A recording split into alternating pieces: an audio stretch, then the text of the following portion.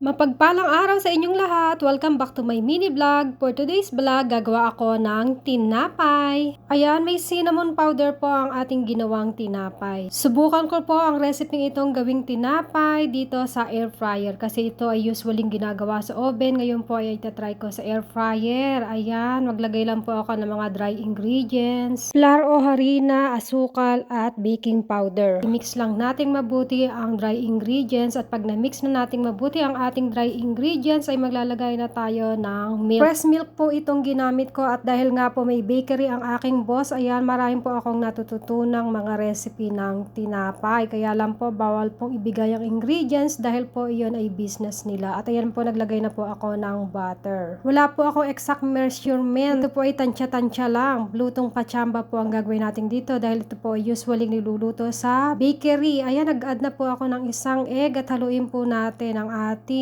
mixture. Ayan. At dahil personal consume lang naman po itong lulutuin kong tinapay, kaya konti lang at pachamba-chamba lang tayo. Ayan, nag-add na rin po ako ng vanilla flavor at minix ko po ulit itong mabuti. Medyo mahirap na pong i-mix at sticky na po siya. Hindi na po ako magmamasa. Ganyan na lang po. Hahaluin ko na lang po dahil ako lang naman po ang kakain itong tinapay na ito. Kaya ayan, ganyan na lang po ay hindi na natin siya mamasahin. After nating ma-mix, set aside natin at i-ready natin ang ating molder. Ayan, pinahiran ko po iyan ng butter o pwede rin po ang cooking oil or margarine at ilagay na natin ang ating ginawang dough. Dapat po ko talaga cinnamon roll ang gagawin kong tinapay kaya lang po kulang po ako sa ingredients kaya itong available ingredients na lang po ang susubukan kong gawing tinapay. Another invention dahil nga po dito ako sa air fryer magluluto. Ayan, pagkatapos po nating mailagay sa molder, i-flatten lang po natin ang top o ibabaw nitong nilagay nating dough at pagkaraan ay budbura na natin ng cinnamon powder at ayan, ipa-flatten ulit natin, spread natin ng cinnamon powder para makover po lahat ng space ng ating nilagay na dough. Ayan, okay na po yan. Maglalagay naman po tayo ng second layer. Naglagay din po ako ng crushed pecan nut dito sa pinaka ibabaw ng cinnamon powder. At ngayon, ito na po yung pinaka top surface. Naglagay naman po ako ng another pecan nuts. At kapag ready na, ilagay na natin sa preheat air fryer. Ayan po, isat na po natin ang air fryer.